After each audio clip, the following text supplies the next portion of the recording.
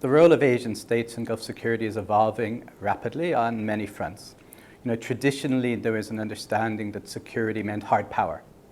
And the Asian states have never been significant players in the Gulf in security terms, especially in naval terms.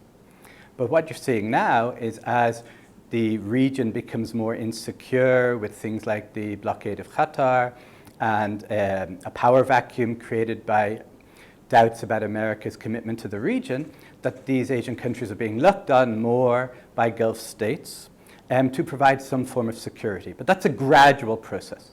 Much more importantly is the economic relationship, because security now is also defined in terms of economics. Diversification, the opportunity to develop new economic areas in periods of rapid change.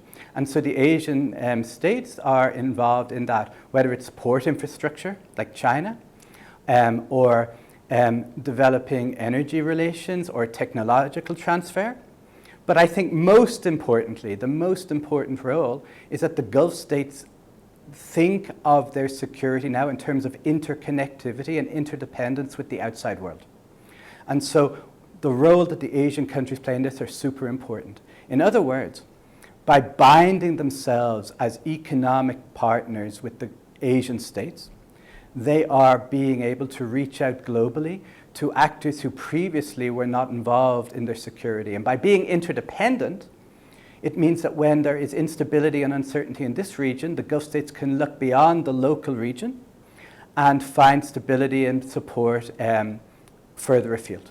And this is really important because one of the things that was highlighted by the Gulf crisis between Qatar and its neighbors from 2017 to 2021 was that if you have problems in your near abroad, in your local region, then you sort of skip over that region and you go further afield to find partners, supply chains, diplomatic support, and international institutions.